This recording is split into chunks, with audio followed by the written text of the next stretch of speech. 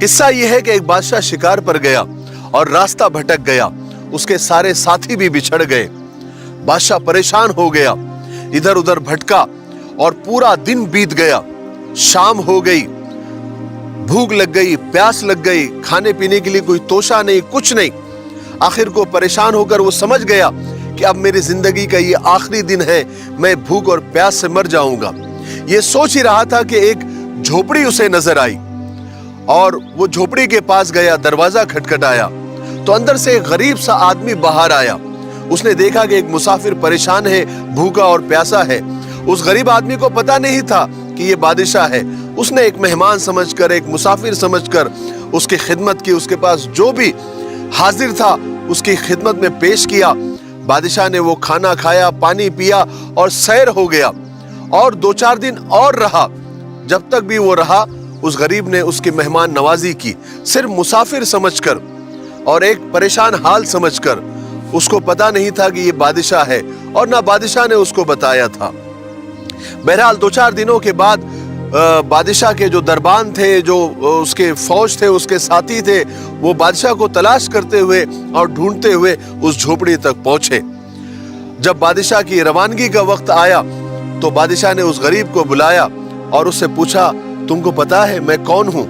تو اس غریب نے کہا، مجھے کیا پتا، میں نے تو آپ کو ایک مسافر سمجھ کر اور ایک مہمان سمجھ کر آپ کی مہمان نوازی کی تاکہ میرا اللہ مجھ سے خوش ہو جائے۔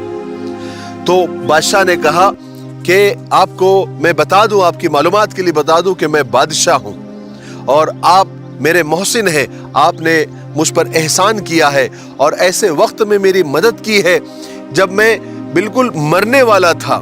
آپ نے مجھے نئی زندگی دی ہے۔ آپ کو زندگی میں کوئی بھی ضرورت پڑ جائے تو میرے محل آ جانا، میں آپ کی خدمت کے لیے ہمیشہ حاضر رہوں گا۔ یہ کہہ کر بادشاہ نے اپنی قیمتی انگوٹھی، جس پر بادشاہ کی دستخط اور مہر تھی، وہ نکال کر اس غریب کو دی اور کہا کہ جب بھی میری ضرورت پڑ جائے تو محل آ جانا اور دربان کو یہ انگوٹھی بتا دینا۔ یہ انگوٹھی بتا دینے سے فائدہ یہ ہوگا کہ میں جس حالت میں بھی رہوں گا اور جہاں بھی رہوں گا، دربان تمہیں وہاں پہنچا دیں گے۔ غریب نے کہا، ٹھیک ہے، کوئی بات نہیں۔ بہرحال بادشاہ چلا گیا۔ غریب وہی جنگل میں رہا۔ کئی سالوں کے بعد یا کئی مہینوں کے بعد اس غریب کو کسی چیز کی ضرورت پیش آئی اور وہ بہت پریشان ہو گیا۔ تو اس کو بادشاہ یاد آیا، بادشاہ کی باتیں یاد آئی اور بادشاہ کی انگوٹھی یاد آئی۔ اس نے وہ انگوٹھی کو تلاش کیا اور بادشاہ کے محل میں چلا گیا۔ دربان نے اس کو روک دیا، کہا کہ تم کون ہو؟ اس نے کہا کہ میں بادشاہ سے ملنا چاہتا ہوں۔ تو اس نے کہا کہ وہ دربان نے اوپر سے نیچے تک دیکھا، بالکل ایک غریب سا آدمی اور پھٹے پرانے حال۔ کہا کہ بھاگو یہاں سے، یہاں پر تمہارے جیسے لوگوں کو انٹری نہیں ہے، داخلہ نہیں ہے۔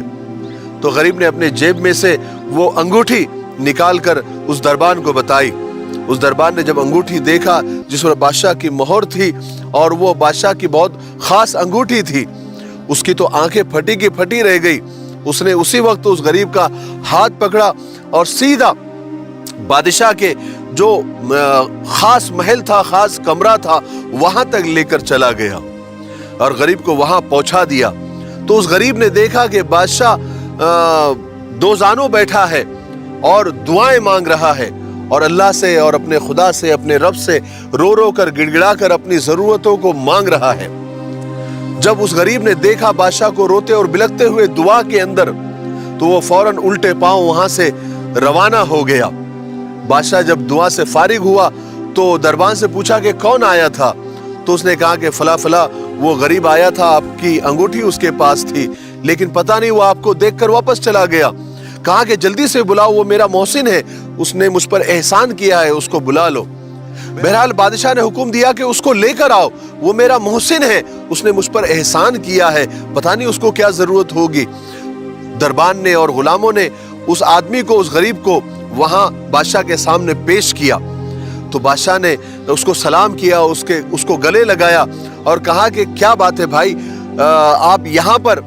تو اس غریب نے کہا کہ مسئلہ اصل میں یہ ہے کہ مجھے ایک اہم ضرورت پیش آ گئی تھی، تو میں نے آپ کی بات مجھے یاد آ گئی، تو میں آپ کے پاس آیا تھا تاکہ آپ کے سامنے اپنی ضرورت، اپنی حاجت رکھوں، लेकिन जब मैं यहाँ पर पहुंचा तो मैंने देखा कि आप खुद दुआओं में किसी से मांग रहे हैं, अपने अल्लाह से, अपने खुदा से कुछ मांग रहे हैं। तो मैंने सोचा कि जिसके सामने मैं अपनी हाजत, अपनी ज़रूरत पेश करने आया हूँ, वो तो खुद मोहताज है, वो खुद अल्लाह से मांग रहा है।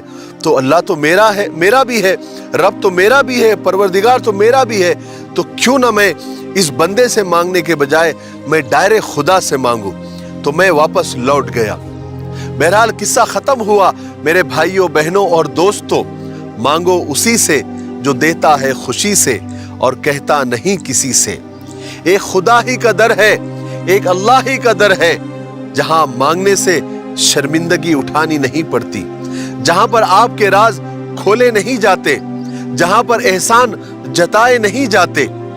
वो एक ही दर है जहां हाथ उठाओ, तुम्हारे हाथ उठाने में देर होगी लेकिन उसके देने में देर नहीं होगी। अल्लाह तबारक व तआला ने कुरान पाक में कई जगह कई तरीकों से ये इरशाद फरमाया है कि ऐ मेरे बंदो, मुझसे मांगो, मैं तुमको अता करूंगा। मैं इस जहान का मालिक हूं, मैं इस जहान को और तुमको पैदा करने वाला हूं। तुमको परेशानियां, मुसीबतें, बीमारियां देने वाला भी मैं हूं। मैं चाहता हूं कि इसी बहाने तुम मेरे पास आओ, मेरे सामने आकर गिड़गिड़ाओ। मैं देने वाला हूं, मैं ही तुम्हारा मुश्किल कुशा हूं, मैं ही तुम्हारी जरूरतों को पूरा करने वाला हूं। मत जाओ मालदारों के दरवाजों पर, मत जाओ दुनियादारों के दरवाजों के ऊपर, वहां जाकर मत खटखटाओ, बल्कि मेरे पास आओ और मुझसे मांगो, मैं तुमको दूंगा। लोग कहते हैं कि पैसे रखो, जरूरत में काम आएंगे। पैसे जमा करके रखो, माल जमा करके रखो, दौलत जमा करके रखो, सेविंग करके रखो, जरूरत में और मुसीबत में काम आएंगी। लेकिन मैं कहता हूं कि अल्लाह से ताल्लुक रखो, अपने परवरदिगार, अपने रब से ताल्लुक रखो। मुसीबतें ही नहीं आएगी, बीमारियां ही नहीं आएगी, परेशानियां ही नहीं आएगी। और अगर मुकद्दर में है तो मुकद्दर लिखने वाला उस तकदीर को, उस किस्मत में लिखी हुई मुसीबतों को भी खत्म कर देगा। मुझे उम्मीद है कि आज के किस्से से हमको बहुत कुछ सीखने को मिला होगा। मेरे लिए, पूरी उम्मत के लिए और पूरी इंसानियत के लिए खैर की दुआ करते रहें। अस्सलामु अलैकुम व रहमतुल्लाहि व बरकातुहू।